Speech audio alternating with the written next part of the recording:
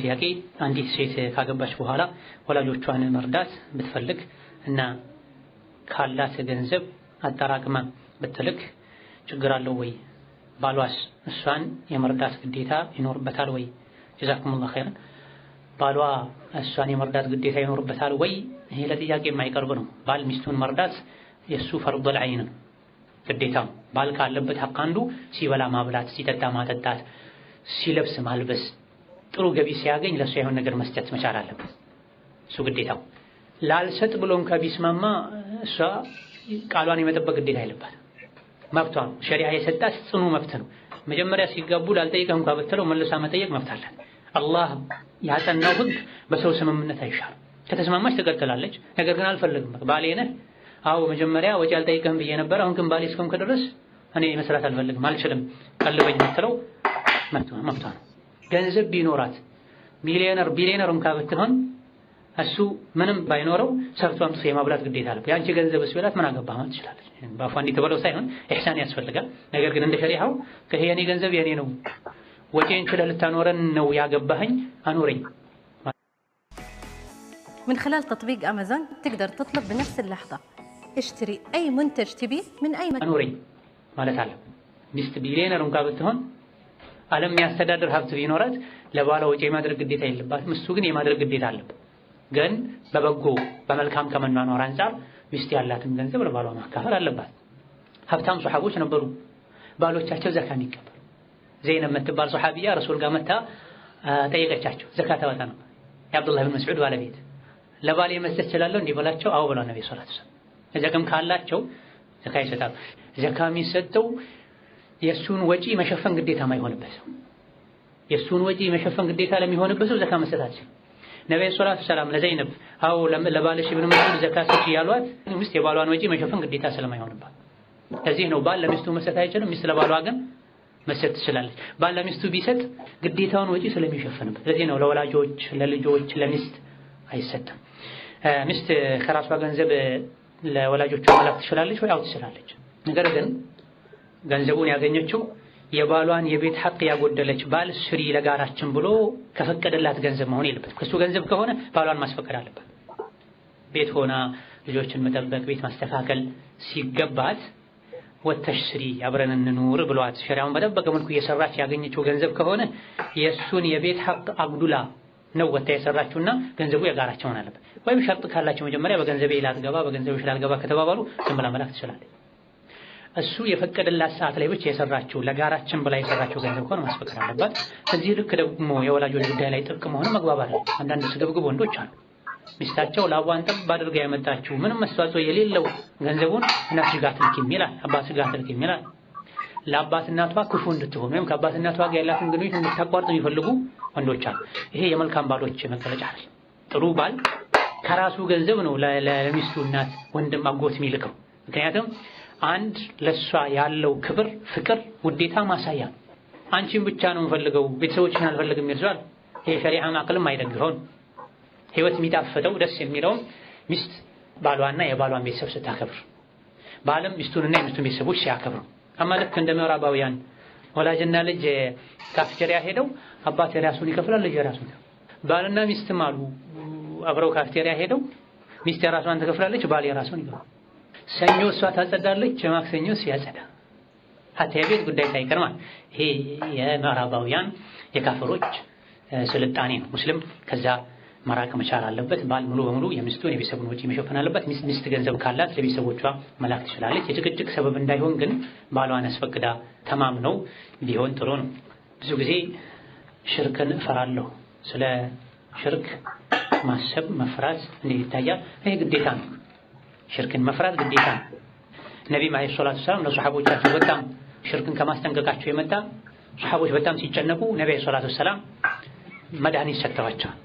አላህ ሆይ ያወቅኩ ባንተ ከማሻረክ ባንተ ከማጋራት አንተ ጠብቀኝ፣ ሳላውቅ ላጋራሁት ይቅር በለኝ በሉ ብለዋቸዋል። ለአቡበክር ሲዲቅ اللهم إني أعوذ بك أن أشرك بك شيئا وأنا أعلم وأستغفرك لما لا أعلم ይሉ ነበር። ይሄ ልናዘወትረው ከሚገባ ዱዓና ዚክራን ነው። አላህ ሆይ ያወቅኩ ባንተ ከማሻረክ ባንተ እጠበቃለሁ፣ ሳላውቅ ላሻረኩት ምህረት እጠይቃለሁ በሉ ተብሏል። ኢብራሂም ሽርክን ፈርተዋል። ነቢዩ አለይሂ ሰላቱ ወሰላም ለኡመታቸው ሽርክ ፈርተዋል። ከምንም በላይ ለኡመቴ የምፈራው ስውሩን ድብቁን ሽርክ ነው ብሏል። ምንድነው ሲሏቸው ተነስቶ ሶላት እየሰገደ ሰው ሲያየው ሶላት ማሳመር በል ለብቻው ሲሆን ላጥላጥላት አድርጎ ይሄዳል። ሰው ሲኖርሳ ሳቢተል ቡናኒ ይሆናል። ከደጋ ቀደምቶች ውስጥ ሳቢተል ቡናኒ የሚባሉ ሰው ነበር። ግንድ የሚመስሉ ሰዎች ነበሩ። የቤቱ ጣሪያ ላይ ወጥተው እየሰገዱ የጎረቤት ልጆች ወጥተው ሲያዩአቸው ግንድ ነበር የሚመስሏቸው መቆም ከማብዛታቸው የመጣ። እንዲህ አይነቶች ሰው ሲሞቱ ልጆች እማ እቤታችን ጣራ ላይ የነበረው ግንድ የት ሄደ ብለው ጠይቀዋል። ታዲያ ከሰው ጋር ሲሆኑ ልክ እንደዛ የሚያደርጋቸው፣ ለብቻቸው ሲሆኑ ግራቀኝ ንፋስ የሚያወራጨው ዛፍ እስኪመስሉ ድረስ ወይም ደግሞ አንዳንድ ሀገር ላይ ሐነፊ መዝሀብ የሚከተሉ ምንም ጡማኒና የሌላቸው ሰዎች አይነት ተሰጋገን ይሆናል። እሱን ከልክ ማለት የለበትም። ሐነፊዎችም ቢሆን ጡማኒና ሸርጥ አይደለም ሲሉ አሁን በምናየው ልክ አይደለም። የለበሱት ልብስ ራሱ ይሰቃያል። አንዳንድ የፓኪስታን ልብስ ለብሰው የሚሰግዱ ሰዎች ካያችሁ ልብሱ ራሱ ማራገቢያ ይመስላል። ከሩኩዕ ከስጁዱ ጥድፊያ የተነሳ ማለት እዚህ ደረጃ መድረስ የለበትም። ሶላት አንዱ ሸርጡ ሩክኑ እርጋታ ስለሆነ ንዬ ነበር እንደዚህ አላደርግም ብዬ ከዛ ያንን ነገር አደረግኩ ከፋራው ምንድነው ነው? አንድ ሰው አንድ ነገር ላይ ያደርግ ከማለ ከዛም መልሶ ካደረገው ቀድሞ መተውበት አለበት ቃሉን ስላፈረሰ። ትክክለኛ የአላህ ባሮች ቃል ከገቡ ቃላቸውን ይጠብቃሉ። መልካም ነገር ከሆነ ላላደርግ ብሎ ከማለ በቃሉ መጽናት አለበት። ነገር ግን አላደርግም ብሎ የሚያለው ነገር ኸይር ስራ ከነበረ ማህላውን ማፍረስ አለበት ከፋራ አውጥቶ። ለምሳሌ እገሌ የሚባለውን ወንድሜን መቼም ላላናግረው ቢል፣ አክስቴ ቤት መቼም ላልሄድ ቢል፣ ሶላተል ጀማዓ ላልሰግድ መሰል የሆኑ መልካም ስራን ላለመስራት የማለ ሰው መሐላውን ማፍረስ ግዴታ ይሆንበታል፣ ከፋራ ያወጣል። ነገር ግን በመሰረቱ ማድረጉ ማይቻል የሆነ ነገር አላደርግም ያለ ሰው እዚያው መጽናት አለበት። ቃሉን ካፈረሰሳ ተውበት ማድረግ አለበት። መጀመሪያ ወላሂ አላደርግም ያልኩትን ነገር በማድረጌ ወንጀለኛ ነኝ ብሎ መተውበት አለበት። ሁለተኛ ቃል አላፈርስም ማለት። ከዛ በኋላ አቅም ካለው 10 ምስኪን ለሶላት የሚሆን ልብስ ማልበስ፣ ለወንድም ይሁን ለሴት ባለበት አካባቢ ሶላት የሚያሰግድ ልብስ ለ10 ምስኪን ማልበስ፣ ወይም በዚሁ ደረጃ 10 ምስኪን አንድ ጊዜ አጥግቦ ማብላት። ቤት ጠርቶ አጥግቦ ሊያበላ ይችላል። ምግብ ቤት ላይ ጋብዞ ሊያበላ ይችላል። ወይም ባሪያ ነፃ ማውጣት። ከሶስት አንዱን ካልቻለ 3 ቀን መጾም። አሁን ቀጥታ ሰዎች የሚሄዱት ወደ 3 ቀን መጾም። ወላሂ ብያለሁ 3 ቀን አታጽሙኝ ይላሉ። የጃሂል ጥንቃቄ ነው። ትልቁን ትቶ ከትንሹ ይጀምራል። 3 ቀን የሚጾመው ማን ነው? ወይም ማጥራት ወይም ማልበስ ወይም ባሪያ ነፃ ማውጣት ያልቻለ ሰው። ከሶስት አንዱን ማድረግ የቻለ ሰው 3 ቀን ቢጾም ከፋራ አላወጣም። ፈኢለም ተጂዱ ካልቻላችሁ ካላገኛችሁ ወይም ባሪያ የሌለበት ሀገር ላይ ከሆናችሁ ዘመን ላይ ከሆናችሁ ወይም የባሪያ ገንዘብ ከሌላችሁ 3 ቀን ጾሙን የተባለ። ሌላው ሰለምቴ ነኝ ከሰለምኩ 2 ዓመቴ ነው። እናም በመስለሜ የተነሳ ቤተሰብ አግልሎኛል። ከኔ ምንም አይነት እርዳታ አይፈልጉም። እኔ ከነሱ መራቄ መጠየቃለሁ ወይ የሚል። ከማግለል ውጪ እነሱ የሚያደርሱት ጥቃት ከሌለ አደጋ ከሌለ የሚፈራ ነገር ከሌለ ቀስ ብሎ እነሱን መጠየቁ ማግኘቱ ማግባባቱ በላጭ ነው። የሚሰጋ ነገር ካለ ለእስላም ግልጽ ጥላቻ ካላችሁ ሙስሊምን እስላምን የሚሰድቡ ከሆነ እነሱ ይሰልማሉ የሚል ምንም አይነት ተስፋ ከሌለ አንቺ ስትሰልሚ ወይም አንተ ስትሰልም እነሱ በኩፍር ላይ ሲቀጥሉ ተቋርጧል ግንኙነቱ።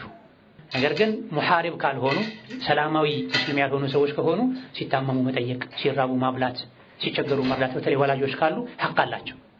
ካፍር ወላጆች ቢሆኑም ሐቅ አላቸው፣ እህቶችም ሐቅ አላቸው። ግን መጥፎች ከሆኑ ከሰለሙ በኋላ ቢያገኟቸው እስከ መግደል የሚደርሱ ማጥቃት የሚደርሱ አይነት መጥፎ ሰዎች ከሆኑ በሩቅ ሆኖ አላህ ሂዳያ እንዲሰጣቸው ዱዓ ማድረግ፣ ሲታመሙ መጠየቅ ከተሰማ ደወሎም ቢሆን ስስ የሆነ ግንኙነት ማኖሩ መልካም ነው። አንድ ቀን ሊመለሱ ይችላል። ሙሉ በሙሉ ግንኙነት ማቋረጡ እስላም እንዲጠሉ ሊያደርጋቸው ይችላል። ምንም ይሁን ምን የወለደ የተዛመደ ውስጥ ላይ መነፋፈቁ መጠየቁ አይቀርም። አንዳንዴ ጫና ስናደርግባት ሊመለስ ይችላል በማለት ሊጨክኑ ይችላሉ እንጂ መቆራረጡ በእኛ በሙስሊም በኩል መምጣት የለበትም።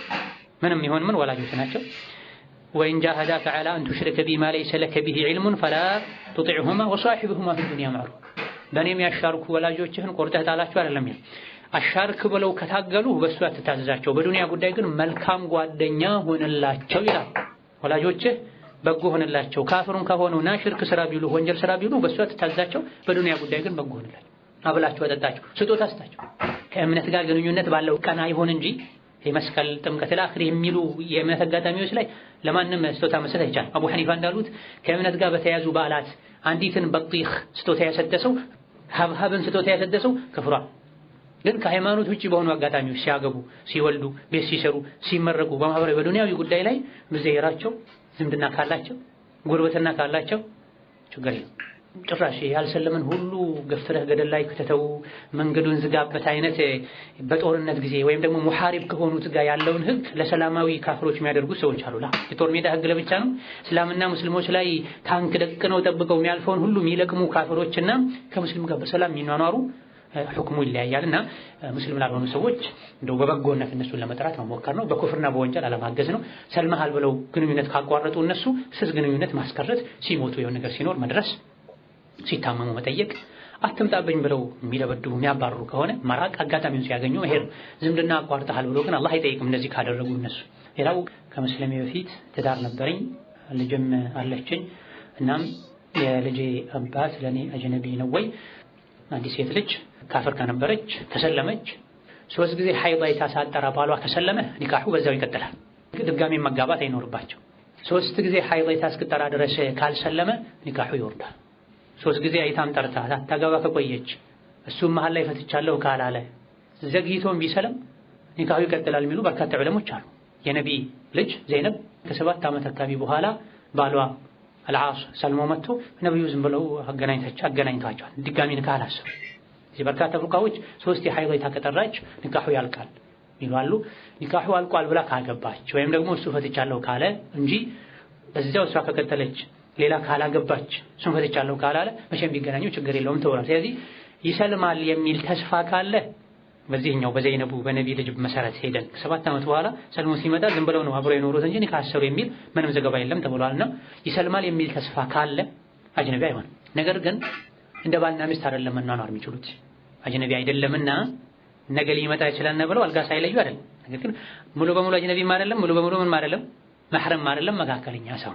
ነገር ግን ካፍር እንደመሆኑ በተለይ የባህሪ ችግር ያለባቸው የሚጠጡ እንደፈለጉ የሚሆኑ መጠንቀቁ በላጭ ነው። በርቀት በስልክ አንዳንዴ የልጅ መባት እንደመሆኑ ቢያናግሩት፣ በተለይ የመስለም ተስፋ ካለው ጥሩ ቢሆኑለት መልካም ነው። ስለዚህ መካከለኛ ሰው ነው ማለት 3 ጊዜ ሐይድ አይተው ከጨረሱ ሌላ ብትፈልግ ማግባት ትችላለች። ንካሁ ወርቃል። አመጣለሁ ካለ ይመጣል የሚል ተስፋ ካለሳ ምንም ገደብ የለውም፣ ሊገናኙ ሊጋቡ ይችላል። እንጀራ አባቴ ለኔ አጅነቢ ነው አይደለም፣ የእናት ባል አጅነቢ አይደለም። ከተፋቱም በኋላ ቢሆን ይሄ ከሸሪዓ ድንቅ ነገሮች መሃል አንድ ወንድ አንዲት ሴት አግብቶ ከፈታት ለሱ አጅነቢ ትሆናለች። የእሷ እናት ግን መቼም አጅነቢ አትሆንበት። አንዲት ሴት አንድን ወንድ አግብታ ከፈታች የሱ አባት አጅነቢ ይሆንባት። አንዲት ሴት አንድ ወንድ ካገባት ያ እናታቸውን ያገባ ወንድ ለሷ ልጆች በሙሉ አጅነቢ አይሆንም መቼም። እሷን ቢፈታትም ወደፊትም ለጊዜው ብቻ ሳይሆን ቢፋቱ ከሷ ጋር ያለው ግንኙነት ይቋረጣል፣ አጅነቢ ይሆናል። ግን የሱ ልጆች መቼም ለሱ አጅነቢ አይሆን። ለቁርአንና ለሐዲስ ውስጤ በጣም ይጨንቀኛል፣ በሆነ ባልሆነው ፈራሁት፣ በጣም ያስቸግረኛል። የሰው ፍርሃት በጣም ያስቸግረኛል፣ ሸይጣን ነው እላለሁ፣ ይምከሩኝ። አኩል ሐል በዚህ በወስዋስ ዙሪያ ከዚህ በፊት የተለቀቀ መሐበራ አለ፣ ወስዋስ መንስኤና መፍትሄ የሚል። ኢነማ ዛሊኩም ሸይጣኑ ዩኸዊፉ አውሊያአሁ፣ ሸይጣን ነው እንደዚህ አይነት ስጋቶችን የሚያመጣው። ቁርአን ሐዲስ ዙሪያ ፈራለሁ ማለት ቁርአን የአላህ ንግግር አይደለም፣ ሐዲስ የነቢ ንግግር አይደለም የሚል አይነት ስጋት ከሆነ የከባድ ነው፣ የሸይጣን ወስዋስ ነው። ሆኖም አንድ ሰው ልቡ ላይ በሚመጣ ሐሳብ ብቻ አላህ ዘንድ አይጠየቅም። ማለም ያዕመል አው የተከለም፣ ውስጡ ላይ የሚሰማውን ወስዋስ በአፉ አውጥቶ ካልተናገረ ወይም ውስጡ ላይ የተፈጠረውን ወስዋስ ተከትሎ ወደ ተግባር ካልሄደ በልቡ ላይ ስለተፈጠረው ብቻ አላህ አይጠይቀው። የአብዱላህ ብኑ አባስ የአቡ ሰዒድ አልኹድሪ ሐዲስ ላይ ነብዩ አለይሂ ሰላቱ ወሰላም ኢነላህ ተጃወዘ ሊ عن أمتي الخطأ والنسيان وما استكرهوا عليه ይላል። አላህ ለኡመቶቼ ይቅር ብሎልኛል፣ አልፎልኛል፣ ምሮልኛል። الخطأ ረስተው የሰሩትን፣ الخطأ ተሳስተው የሰሩትን፣ ረስተው የሰሩትን፣ ተገደው ያደረጉትን ይላል። የውስጥ ሐሳብ ሰው ተገዶ የሚያደርገው መፍትሄው ምንድነው? ኢንተህዋል ነብዩ ሰለላሁ ዐለይሂ ወሰለም አንዳንዴ የሆነ ስሜት ይሰማናል። ያን ስሜት ከመግለጽ ከሰማይ ወርደን ተፈትፍተን ብንወድቅ ይሻለናል የምንለው አይነት ይሄን ማን ፈጠረ መጨረሻሽ አላህን ማን ፈጠረው የሚል ነገር ይሰማናል። ይሄኔ ነው ነብዩ ሰለላሁ ዐለይሂ ወሰለም ደስ አላቸው። ሸይጣን ምንም የሚያደርገው ነገር አጥቶ ቢበዛ እናንተ ላይ የቻለው እንዲህ አይነት ስሜት ውስጣችሁ ላይ መልቀቅ ብቻ ነው። ሌሎችን በቁጥጥሩ ስር አድርጎ እንደፈለገ ያደረጋቸው ነው። እናንተ ግን ከዚህ ከፍ ባለ ነገር ሊያጠቃችሁ ስላልቻለ አልሐምዱሊላህ الذي رد كيده الى الوسوسه ሌላ አቅም አጥቶ ነው የሚወሰውሳችሁ። ሌሎችን እኮ ማርኮ ወስዶ እሱ ባሪያ አድርጓቸዋል። እናንተን ግን ይሄን ማድረግ አልቻለም። ቢበዛ የሆነ መጥፎ ሐሳብ ብቻ ነው የሚያመጣባቸው። ስለዚህ አላህን አመሰገኑት። አዋጀቱሙ እንዲህ አይነት ስሜት አገኛችሁ እንዴ? ደስ አላቸው አሉ። ቅድም እንዳልኳችሁ ይሄ ሶላት ላይ ወሰወሳለሁ ለሚለው ጥያቄ ምን ብለናል? ሸይጣን የሚወሰውሰው ውስጡ ላይ አፍርሶ ያልጨረሰው ኢማን ያለውን ሰው ነው ብለናል። እዚህም ጋር መጥቶ በኢማን ጉዳይ ያመጣ ሸይጣን የሚወሰውሰው ሰው ኢማን አለው። ሸይጣን ከኢማኑ ሊያወጣው ስላልቻለ ትንሽ ብዥታ ሊፈጥርበት እየሞከረ ነውና ይሄን አገኛችሁት እንደ አልሐምዱሊላህ አሉ ነብይ። ይሄ ስሜት ተሰማቻ። ምክንያቱም ሸይጣን ላይ በርትታችሁበታል። ሞክሮ ማክፈር ስላልቻለ ከዲን ማውጣት ስላልቻለ ቢበዛ ትንሽ የሚረብሹ ጥያቄዎችን ነው የሚጠይቃችሁ። ወደ መድኃኒቱ ሄዱ። እንዲህ አይነት ስሜት ከተሰማችሁ ፈንተሁ እንዲህ ማሰቡን አቁሙ ይችላል የሰው ልጅ። ይሄን በር መዝጋት እንደምችለው የጭንቅላትን የሐሳብ በር መዝጋት ሐሳብ መቀየር ይችላል። እና ስሜት ሲሰማ ጓደኛ ጋር ደውሎ ማናገር እና ማለት መልካም ጓደኛ እሱ ጋር መጫወት፣ ውዱ አድርጎ ተነስቶ ረካ መስገድ፣ ሐሳብን የሚቀይር ሁኔታዎችን ማድረግ። ከዛ አመንቱ ቢላህ ማለት ቁል ወላሁ አሐድ መቅራት፣ ተነስቶ ውዱ አድርጎ ረካ መስገድ። አመንቱ ቢላህ የሚለው ቁል ወላሁ አሐድ መቅራት፣ አመንቱ ቢላህ ማለት እንዲህ አይነት ጥያቄዎችን ሁሉ ይወስዋሶችን ሁሉ ያስወግዳል። ሌላው ወላጆች ነይ አውፍ አለለም ካልመጣሽ እያሉ ሁልጊዜ ያለቅሳሉ እና እኔ መግባት አልፈልግም፣ በቂ የሆነ ገንዘብ የለኝም እና እንዴት ይታያል ቀልብ ያደርግብኛል የሚል ጥያቄ ነው። ወላጆች ኑ ካሉ ፈጥኖ መሄድ ግዴታ ነው። ሶላት ላይ እንኳን ብትሆን ሶላቱን አቋርጠ መሄድ ትችላል። አይደለም ለዱንያ ለተሻለ ኖሮ ለበቂ ገንዘብ ተብሎ ይቅርና አንድ ልጅ ሶላት እየሰገደ ወላጆች ከጠሩት መሄድ አለ። ሶላቱን አቋርጦ ሱና ሶላት ከሆነ ወላጆች ኑ ካሉ ካልፈቀዱ ቅድም ያልነው ይሄ የአራፍ የሰገነት ጉዳይ ላይ ይወስደናል ማለት። በጀነትና በጀሃነም መሃል ያለው አጥር ላይ የሚንጠለጠሉ ሰዎች ማናቸው? ወላጆቻቸውን ሳያስፈቅዱ ለጂሃድ ሄዱ ተብሎ። ለጂሃድ የሄደ ሰው እንኳን ያለ ወላጅ ፈቃድ በመሄዱ ጀነት አትገባም ከተባለ ለትርፍ ለብር ኑሮን ለማሻሻል ኑ ያሉ አለመምጣት ሳያስፈቅዱ በዛው መቀጠል ማለት። ወላጆችን እሺ ብሎ መሄዱ የተሻለ የርዝቅ በር ሊከፍት ይችላል። ወላጆችን እሺ ብሎ መሄዱ የተሻለ የርዝቅ በር ሊከፍት ይችላል። ርዝቅ ያለው ውጭ ሀገር ብቻ አይደለም። አላህን የታዘዘ ለወላጆቹ በጎ የሆነ ሰው ርዝቁ እንዲሰፋ የፈለገ ለወላጆቹ በጎ ይሆን ዝምድና ይቀጥል ተብሏል። እሺ ብሎ የሄደ ሰው ወላጆቹ ስለጠሩት ወየርዙቅሁ ሚን ሐይቱ ላ ያህተስብ። ወላጆችን ማመጽ እንዲህ ማለት ወንጀል ነው። ወላጆችን መታዘዝ አላህን መፍራት ነው። አላህን የፈራ ሰው ያላሰበውን ርዝቅ ይሰጠዋል፣ ነገሮቹን ያጋራለታል ተብሏል። ዋናው ነገር ወላጆቹ ኑ ካሉ መሄድ ግዴታ ነው። ወላጆች ከጠሩ መምጣት። ጁረይጅ የሚባል ሰው ነበር በድሮ ዘመን። ታሪኩ በጣም አስተማሪ ታሪክ ነው። እናት ነበረችው። የዒባዳ ጎጆ ማማ ነገር ነበር። እዛ ላይ ነበር ዒባዳ የሚያደርገው። የሆነ ጊዜ ሄዳ ጁረይጅ ብላ ስትጠራው ሶላት ላይ ነበር። ልስገድ ወይስ ለእናቴ መልስ ልስጥ አለ። አይ ሶላት ይሻለኝ ብሎ ቀጠለ። ሄዳ መጣች። አሁንም ጠራችው ሶላት ላይ። በጣም ተሰማትና ረገመችው፣ ዱዓ አደረገች። አላህ ተባረከ ወተዓላ የዝሙተኞችን ፊት ሳያሳይ አይግደልህ አለችው። ከባድ ዱዓ ነው። ብዙም ሳይቆይ ስሙ ጠፋ። ጁረይጅ ሰዎች በዒባዳ የሚያውቁት ደግ ሰው። ከዕለታት አንድ ቀን አንዲት ሙጅሪም ሴት ባለጌ ሴት ይሄን ውብ ፊቴን አይቶ ማይፈተን ወንድ ይኖራል ብላችሁ ትገምታላችሁ አለች። አዎን አሏት። ማን ስትላቸው ጁረይጁል ዓቢዳ፣ ያ የዒባዳው ሰው ጁረይጅ ነው። ያንቺን ፊት አይቶ ላይፈተን የሚችል እሱ ብቻ ነው ማለታቸው። እኔ ፈተነዋለሁ አለች። አቺም አሏት። እችላለሁ አለች። ጁረይጅ ጋር ሄዳ ተውባ ተኳኩላ ፊቱ ተቀብታ ከዙሪያው ተሽከረከረች። ዞርም ብሎ አላያት። አላህን ስለሚፈራ እውነትም ሆነ ማለት ነው። ከዛ ሰው በጣም ተናዳ እኔ በዚህ ልክ ራሴን አርክሼለት ቀርቤ እኔን ማይቀበል ወንድ ማን ነው ብላ ስሙን ለማጥፋት ወሰና ትንሽ ወጣ ብላ ከአንድ እረኛ ጋር ተጋድማ በልግና ሰራች። አረገዘች፣ ወለደች። የማን ልጅ ነው ስትባል የጁረይጅ ልጅ ነው አለች። ሰዎች ምንም ሳይሉ ወዲያው መተው በጋራ የዒባዳ ጎጆ ሆነ ፈረሱበት። ዘመን አድርጌ ነው ሲላቸው በዝሙት ልጅ ወልዳ አሉት። እስቲ ተውኛ እንዴ ብሎ ለተረካ ሰግዶ ጣቱን ቀስሮ ህፃኑን ሆዱን ወጋ አድርጎ አባትህ ማን ነው ሲለው እገሌ የሚባለው እረኛ ብሎ ተናገረ። ገና አሁን የተወለደው ልጅ ነብይ እንደተናገሩ ያሰላሰ። ከዛ ሰዎች በጣም ደንግጠው ቤቱን ሰሩለት። ወርቅ እናደርግልህ አሉ። አይ አልፈልግም፣ በነበረበት መልሱት አላቸው። ምን አሉ እዚህ ጋር ዑለሞች፣ እንደው የዝሙተኛ ፊት አላህ ያሳየህ ብቻ ማለቷ ደግ ሆነ። ከዛ ያለፈ ዱዓ ብታደርግ ከባድ ዝሙት ያሰራ። ዛሬ ምን እየተደረገ ነው? እንደምታኑ ሰዎች በሶሻል ሚዲያ እኮ ዝሙት እየሰሩ ነው። እሷ የዝሙተኛ ፊት አላህ ያሳየህ ነው ያለ። ከፊት የከፋ ነገርን ሰዎች በሶሻል ሚዲያ ያዩ እያደረጉ፣ ይሄ አላህ ዘንድ የመረገም የመዋረድ የመርከስ ማሳያ ነው። ስለዚህ ወላጆች እንደዚህ አይነትም ዱዓ የሚያደርጉበት ሁኔታ ስላለ ሶላት ላይ ሆኖ ያ ረቢ ኡሚ ወሶላቲ ይላል ሐዲሱ ላይ። ጌታዬ ሆይ ሶላቴ ይሻለኝ ወይስ እናቴ ያለ። ሶላቱን መረጣል። መሆን የነበረበት ምን ነበር? እናቱን ነበር መምረጥ ያለበት። የጀመረው አሁን ከሆነ የጠራችው ወዲያው እንደጀመረ ከሆነ አቋርጦ አቤት ማለት አለበት። ከጀመረ ከቆየሳ ቀልጠፍ አድርጎ ሶላቱን ጨርሶ አቤት እናቴ አቤት አባቴ ማለት አለበት። ሶላት አቋርጦ አቤት ማለት ስለነበረበት ነው አላህ አጥፍተሃል ብሎ ዱዓዋን ተቀብሎ ከዝሙተኛ ጋር ያቀራረበው፣ ስሙ እንዲጠፋ የተደረገው። ስለዚህ ወላጆቹና ያሉ ሰው መምጣት አለበት። ወንድም ይሁን ሴት እና እፈልግሃለሁ ካሉ መሄድ አለ። ሌላው ጥያቄ አሁን ላይ ሁሉም ሀበሻ ወንድ ማለት ይቻላል ስራው ሐዋላ ነው እና ስለ አሰራሩ ቢያብራሩልን። ይሄን ቅድም በሚገባ አብራርተናል። እንደዚህ ድጋሚ ሰዓት ማባከን